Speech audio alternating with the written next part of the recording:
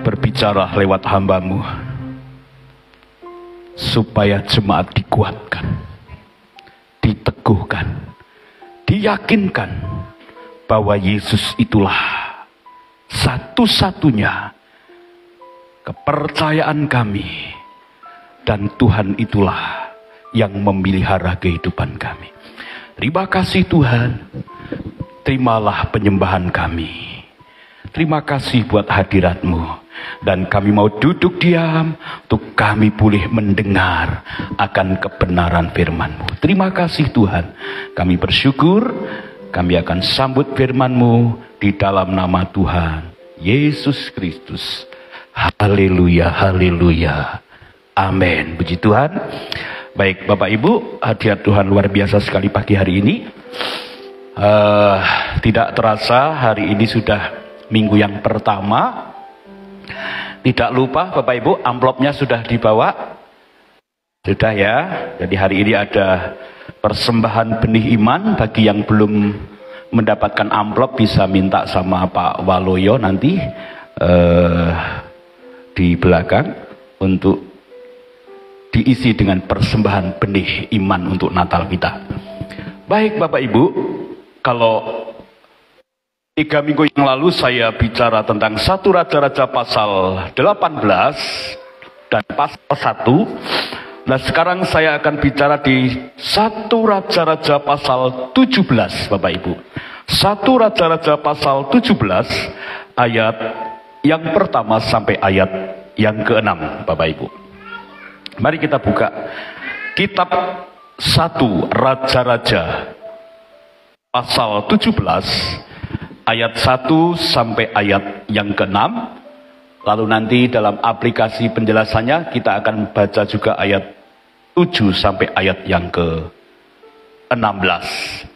Kita baca dulu ayat pokok kita, yaitu 1 Raja-Raja 17 ayat 1 sampai ayat yang ke-6. Saya baca ayat 1, Bapak Ibu ayat yang kedua, dan kita akan bergantian dan seterusnya.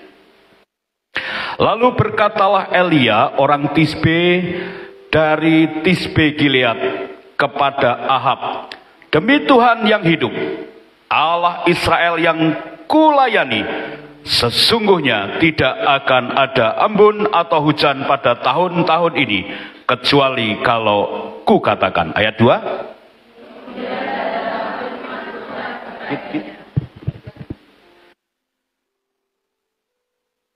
Pergilah dari sini, berjalanlah ke timur, dan bersembunyilah di tepi sungai Kerit, di sebelah timur sungai Yordan.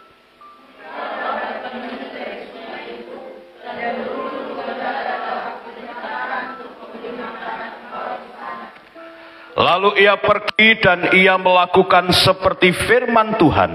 Ia pergi dan diam di tepi sungai Kerit, di sebelah timur sungai Yordan.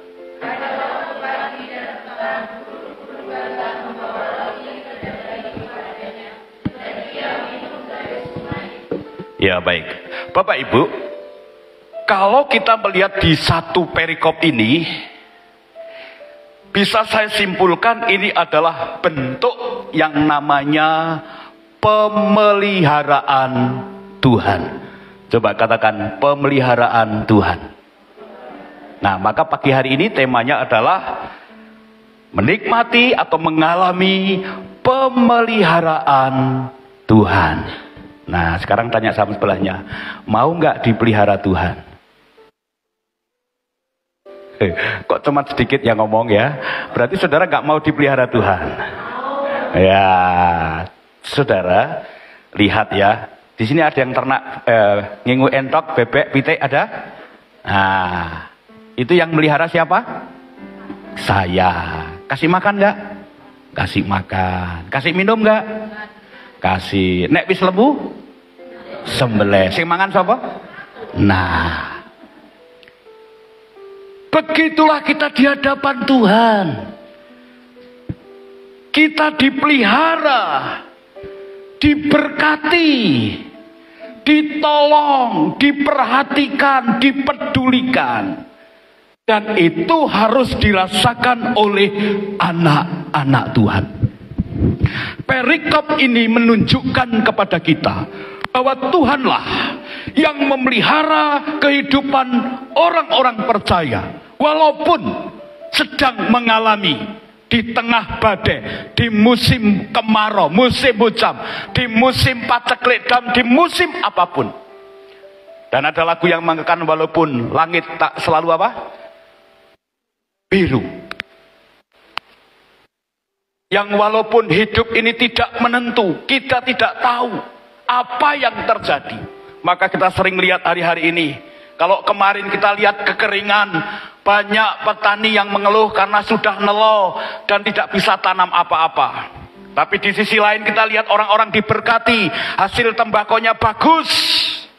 Di sisi lain petani jagung mengeluh, payune larang tapi tidak keluar buahnya. Sekarang musim hujan, tambah angin, puting beliung, masalah ada lagi. Ya, kemarin GBI Baptis atapnya kabur semua, saudara ya. Di Gata ya, itu kasihan saudara ya, tapi kemarin sudah gerak cepat. Lalu kemarin juga saya dapat foto dari Pak Gianto itu. Tak pikir rumahnya Pak Gianto itu atapnya kabur, saudara. Ternyata rumahnya tetangganya, saudara ya. Tiwasani saya, waduh kasihan begitu, saudara ya. Dan kita lihat hari-hari ini yang namanya persoalan itu ada terus. Tetapi kita orang percaya harus yakin bahwa kita dipelihara oleh Tuhan. Katakan amin. Nah, saudara, mari kita akan lihat cara pemeliharaan Tuhan yang ajaib kepada hambanya Nabi Elia dan kepada masyarakat umum, yaitu janda di Sarfat. Jadi yang dipelihara tidak hanya hamba Tuhan, tidak hanya raja-raja, tidak hanya para pembesar, tapi orang kecil pun, masyarakat pun, orang biasa pun itu dipelihara oleh Tuhan. Tinggal pertanyaannya, mau tidak? Mau tidak Bapak Ibu? Kita lihat ya, pemeliharaan Tuhan itu seperti apa? Pemeliharaan Tuhan itu luar biasa, dia berjanji. Coba yang bisa membuka Alkitab dengan cepat, karena saya ini sebenarnya hanya teringat saja, saudara ya, di sini, tapi yang ditulis di sini nggak ada di sini. Filipi 4 ayat 19, apa janji Tuhan di situ? Coba Filipi 4 ayat 19. Yang sudah ketemu langsung berdiri dan membaca dengan keras. Dahulukan jemaat dulu. Bu Inten, mari. Stop dulu. Berdiri dulu, Bu, jangan duduk dulu. Di situ dikatakan apa? Allahku akan, itu bentuk pemeliharaan Tuhan bukan? Ya, ini yang Tuhan janjikan. Terus baca lagi. Menurut ya. Kalau Nabi Elia zaman waktu itu dipelihara Tuhan Allah kita, zaman anugerah pun Yesus ya, sebagai perantara, Yesus yang dikatakan nyawanya saja dia berikan, apalagi yang lainnya. Dan inilah bahwa Allahku akan memenuhi segala keperluanmu menurut kekayaan dan kemuliaan. Nah, mari kita lihat yang pertama, cara pemeliharaan Tuhan. Pemeliharaan Tuhan itu adalah sesuai dengan kebutuhan kita. Mari kita baca ayat 2, ayat 3 itu ya. Kemudian datanglah firman Tuhan. Sebelum datang firman Tuhan, orang-orang Israel pada waktu itu mengalami apa di situ? Tidak turun hujan. Ada 3,5 tahun mengalami kekeringan pada zaman Nabi Elia. Nah, tapi ayat 2 berkata begini. Kemudian datanglah firman Tuhan kepadanya, pergilah dari sini, berjalanlah ke timur dan bersembunyilah di tepi sungai Kerit, di sebelah timur sungai Yordan. Engkau dapat minum dari sungai itu, dan burung-burung gagak telah kuperintahkan untuk memberi makan engkau di sana. Yang pertama, bahwa Tuhan memelihara sesuai dengan kebutuhan kita. Di mana pengertiannya ayat itu? Coba. Kenapa kok pakai sungai Kerit, bukan sungai Yordan? Bukankah sungai Yordan airnya lebih besar, airnya lebih bersih? Kenapa sungai Kerit yang sungainya hanya kecil? Lalu dikatakan, Tuhan akan mengirim makanan melalui burung gagak. Kenapa enggak burung Garuda?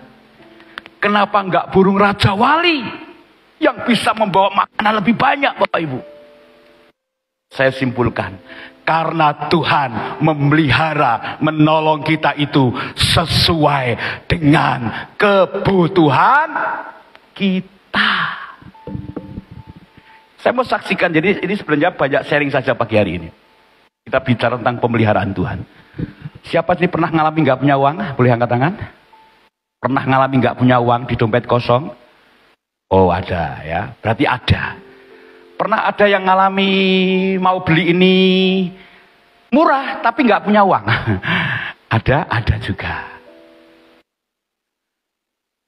Saudara, Allah itu akan memenuhi kebutuhan kita itu sesuai dengan kebutuhan kita.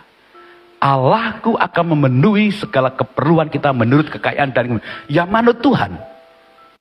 Ya, cara Allah memelihara kita itu sesuai dengan kebutuhan kita. Contoh, saya sama istri, ini sepele, tapi ini Tuhan memberikan sesuai kebutuhan. Tuhan Yesus cukupkan apa yang kami minum makan. Nah, saudara, satu ketika istriku tuh tidak punya garam. Loh, garam ki lho ora duwe, saudara. Regane murah? Murah. Tapi yang namanya garam ya tidak punya garam. Tapi yang namanya garam saja itu sebuah kebutuhan. Karena makanan nggak ada garam, pasti nggak enak. Baru mau beli garam, tiba-tiba ada orang uduk. Bawa satu kresek rinso sasetan sama garam itu wakeh banget, saudara. Coba, saudara, bukankah itu bentuk pemeliharaan Tuhan? Oke. Karena butuhnya pada waktu itu apa, saudara? Garam. Saya mandi keluar, istriku bilang, "Pak, berasnya habis." Ya dengan saatnya saya bilang, "Habis ya beli." Masalahnya itu beli piye? Ini kalau dibelikan beras, besok bagaimana? Nah, tapi kan harus beli, saudara. Tapi Tuhan itu memelihara sesuai dengan kebutuhan. Butuhnya beras, Tuhan kasih apa? Istriku beli beras ke Pak Soleh. Kaget. Gue duit 50.000. Ternyata berasnya muda dari piro saiki 70.000. Makanya nek Natal bengkak kowe aja kaget. Beras wae saiki mundahe ora karuan. Baru 5 menit ditaruh di lantai. Blek. Ada jemaat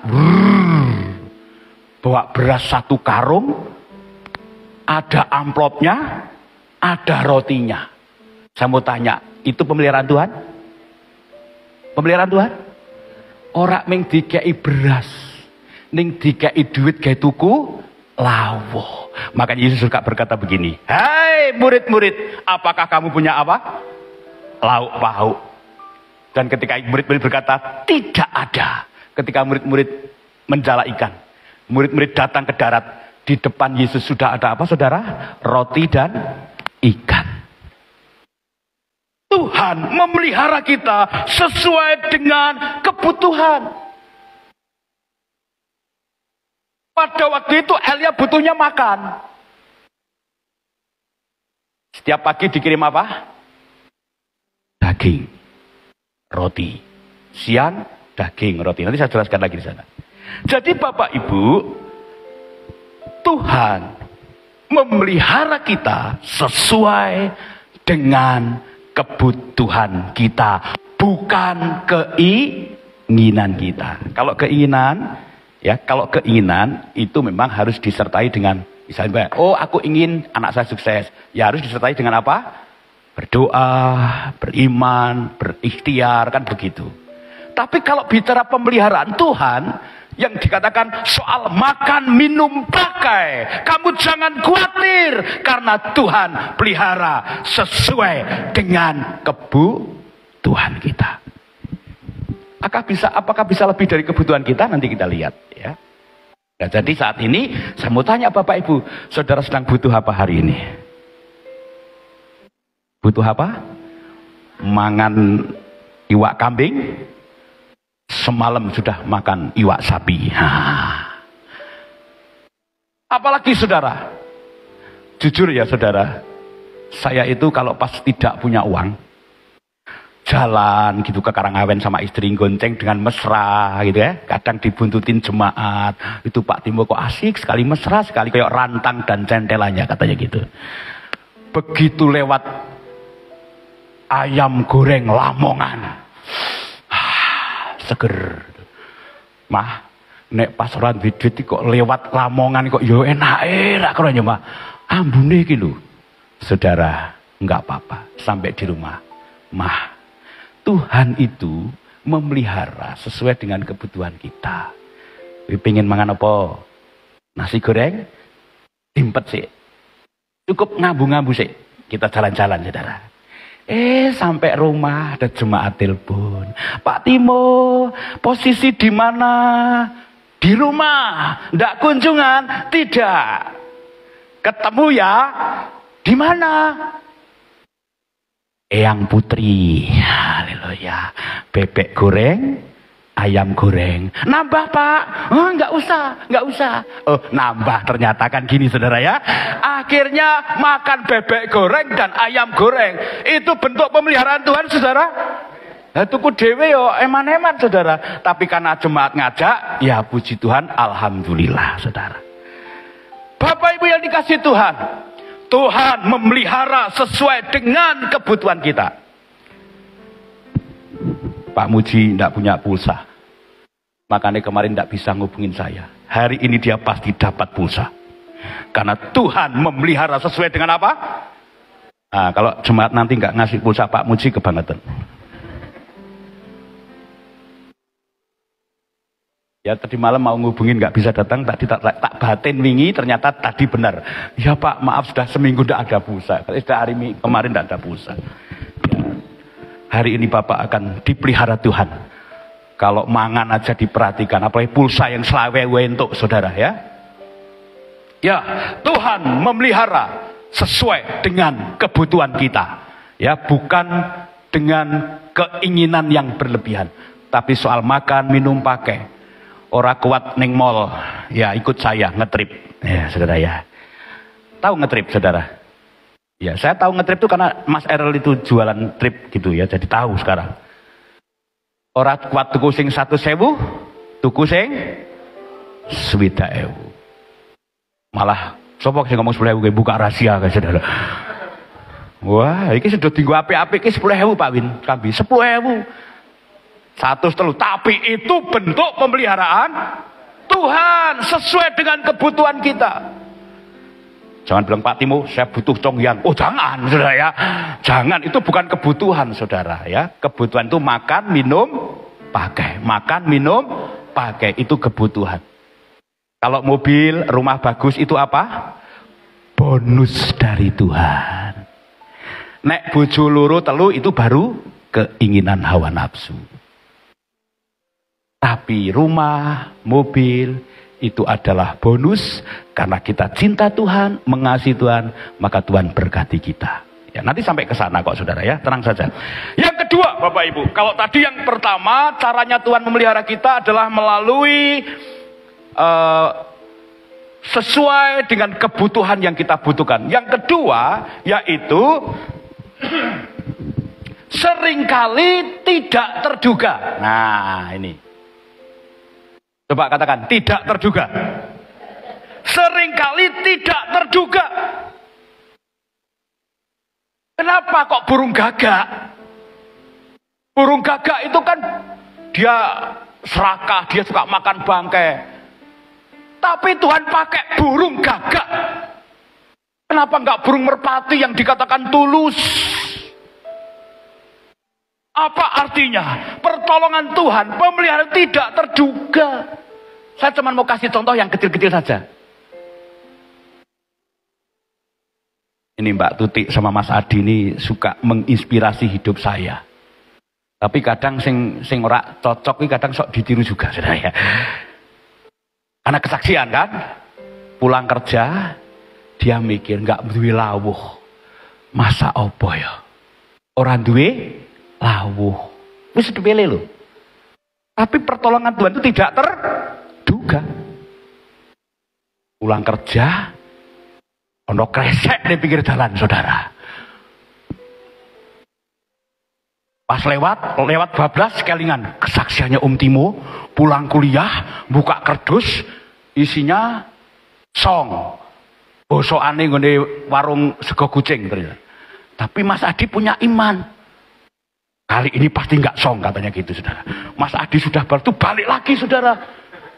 Lihat kanan, lihat kiri gitu, saudara. Dia ambil kresek, cantel kini motor, pulang. Sampai di rumah dibuka lele 2 kilo, saudara.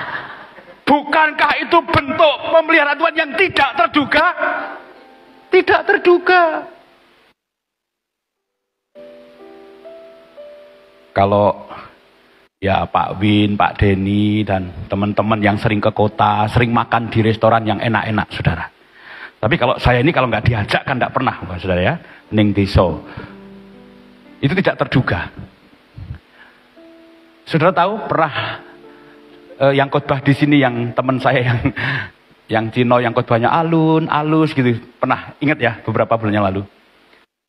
Kita kasih PK 1 juta pada waktu itu. Lalu saya tuh pengen mangan panganan sing urung tahu tak pangan sing enak gitu, saudara.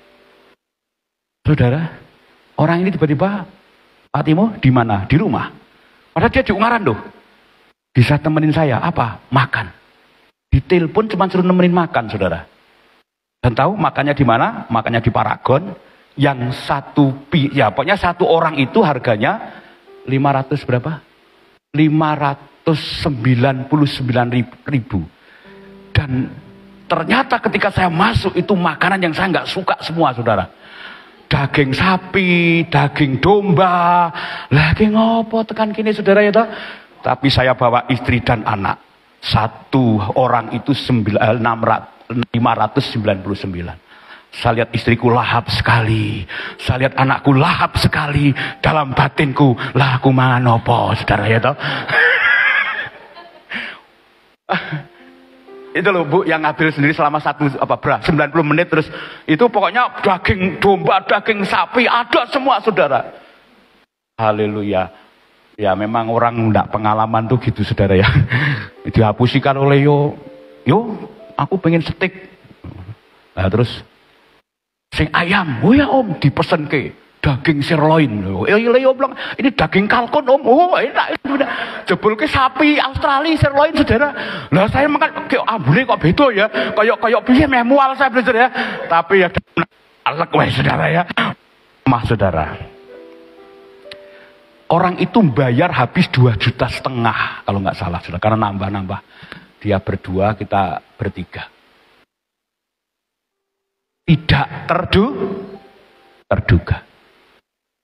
Ada lagi, saudara. Ya ini saya mau sharing aja dari saudara ngeh bahwa Tuhan itu memelihara kita itu tadi ya caranya adalah sesuai dengan kebutuhan. Yang kedua tidak terduga. Saudara ingat Pak Parno? Ingat?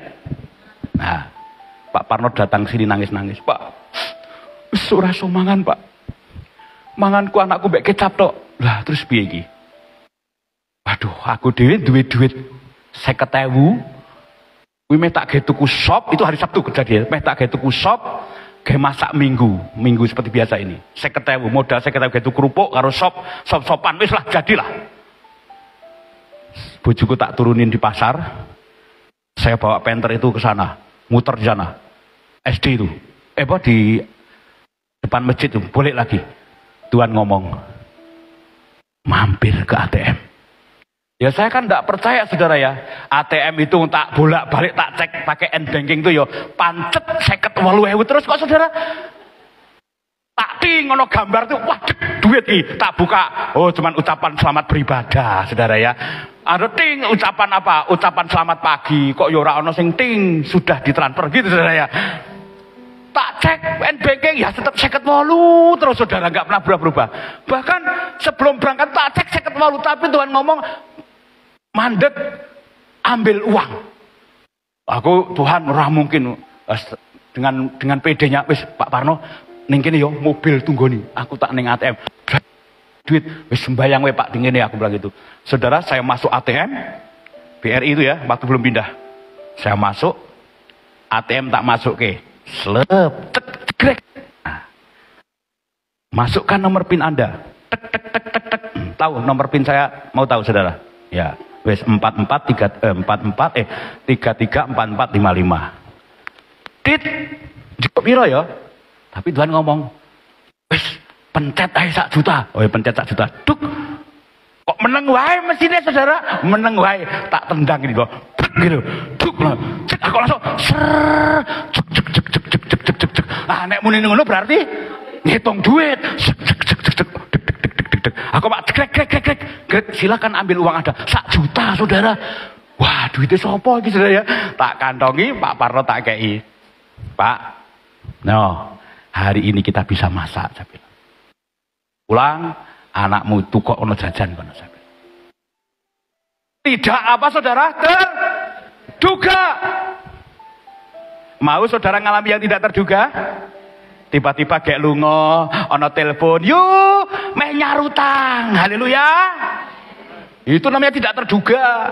Utang wis 10 tahun yang lalu, tiba-tiba membayar, itu tidak terduga, saudara. Mau ngalami itu, saudara?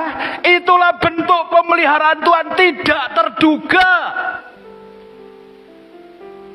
Ini ada lagi satu, tadi Mas Adi, sekarang Mas Bambang itu dulu. Mau FA, hari Kemis, surung duit, ya kan? Duit 1.000 kalau nggak salah kayak ngomong. Jemput bojone, padahal bensinnya iki sik ono. Tapi suara hati ngomong, ngisi bensin, angin gede, ono abang-abangnya mak gelinding, kidak mobil.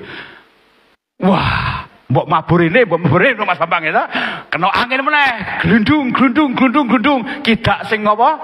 Tukang pome blek. Mas Bambang, mbok rene gitu ya. Tenan begitu menyat ngene kena angin brrr.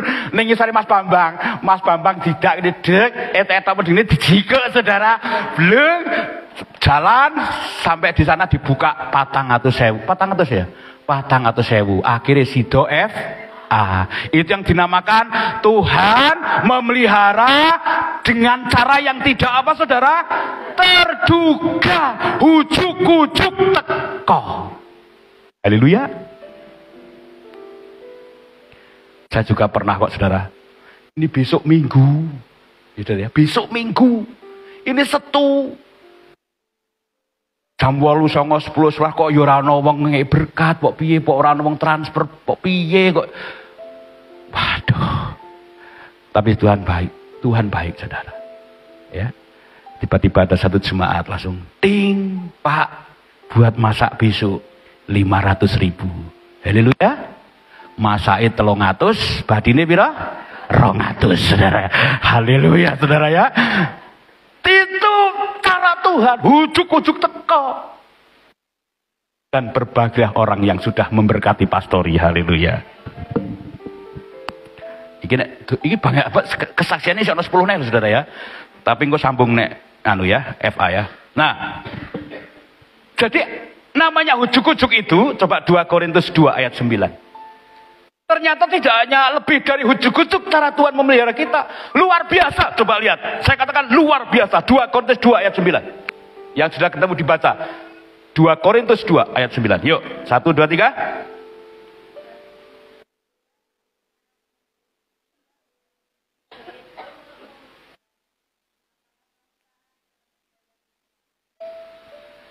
Yang penting adalah apa, saudara? Taat. Lalu Pak Rasul Paulus juga ngomong begini. Apa yang tidak kamu pikirkan?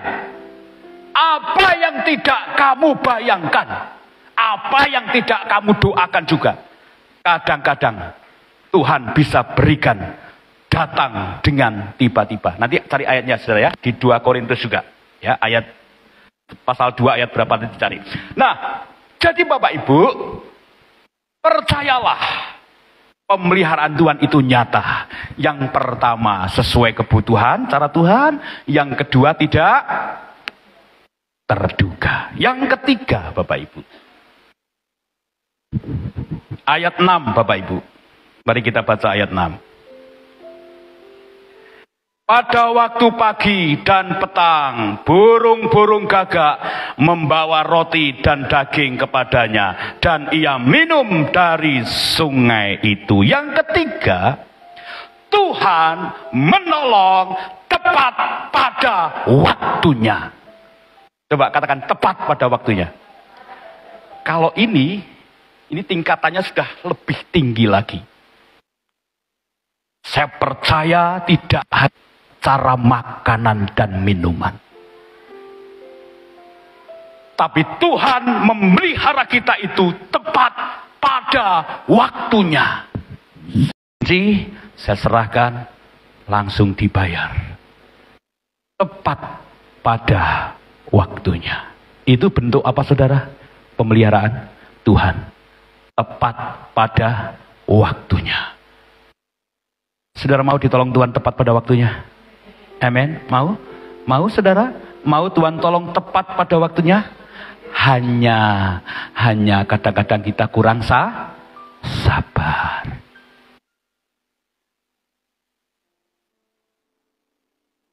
Kalau sabar, pertolongan Tuhan itu tepat pada waktunya. Allah mengirim burung gagak yang buat kita itu mustahil. Tapi Tuhan buat tepat pada waktunya. Pada pagi hari dia kirim daging dan roti. Siang hari dia kirim daging dan roti. Nah, saudara, Tuhan itu memelihara kita, menolong kita tepat pada waktunya. Dia bisa lambat, dia bisa cepat. Tapi dia tidak pernah apa saudara? Terlambat. Ya Bapak Ibu, karena ini ada perjamuan Tuhan. Ini untuk hamba Tuhan. Ya, kalau saudara menganggap ini untuk Elia, dipelihara. Tapi Elia juga mewakili hamba Tuhan, Nabi Tuhan, anak-anak Tuhan. Tapi besok, minggu depan, saya lagi yang khotbah. Saya akan lanjutkan ya dengan tema bahwa caranya mendapatkan pemeliharaan yang maksimal, yang luar biasa, mendapatkan tidak hanya pemeliharaan, tetapi mujizat demi mujizat. Besok, minggu depan, saya akan sampaikan itu dari Raja-Raja pasal 17 ayatnya yang ke-7 sampai ayat 15. Karena ini nggak cukup waktunya, saya akan sampaikan besok di hari minggu depan. Ya, dengan 3 poin lagi, yaitu karena ceritanya begini. Setelah Nabi Elia ada di sungai itu, akhirnya sungai itu juga menjadi kering, Bapak Ibu. Ya, itu yang dikatakan pertolongan Tuhan itu continue. Ya, pertolongan Tuhan itu berkesinambungan. Mau tahu bagaimana rahasianya? Datang minggu depan. Tuhan Yesus memberkati. Hari ini kita belajar tentang pemeliharaan Tuhan. Kasih C coba. D.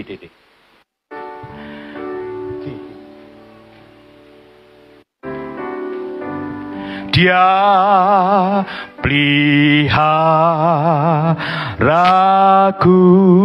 Ada yang apa lagu ini saudara? Ini lagu kuno. Dia peliharaku.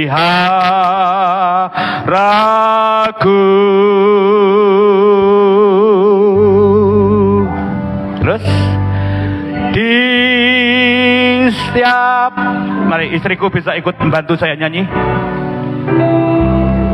Cek. Dia peliharaku, dia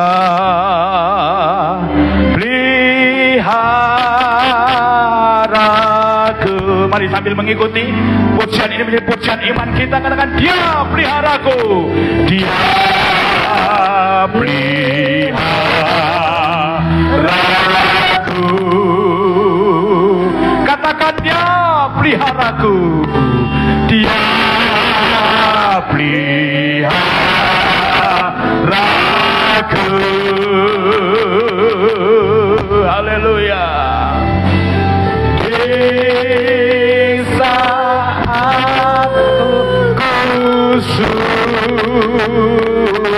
susah. Dia pelihara. Lebih sungguh lagi, katakan dia peliharaku. Dia pelihara. Takut Bapak Ibu, Tuhan yang memelihara kita. Dia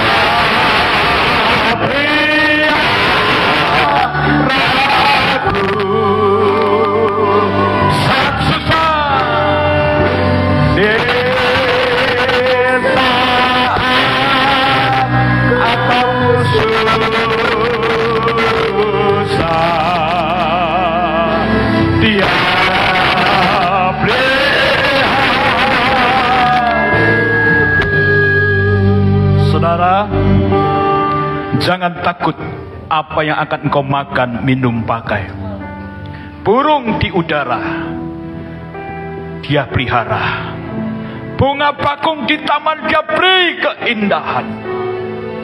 Terlebih kita umatnya.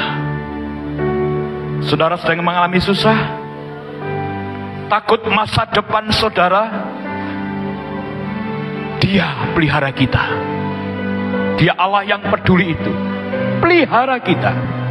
Saudara, mari datang kepada Tuhan melalui tubuh dan darah Tuhan ini.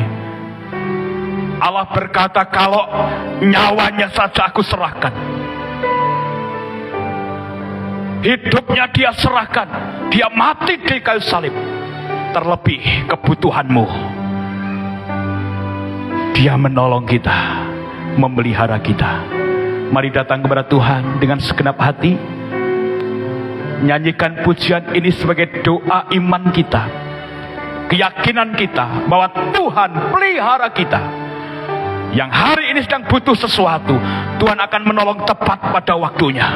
Tuhan menolong kebutuhanmu, keperluanmu, dalam susah ataupun senang. Dia tetap pelihara kita. Mari tundukkan kepala kita.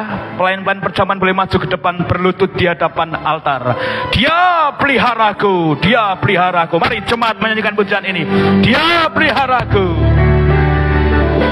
Dia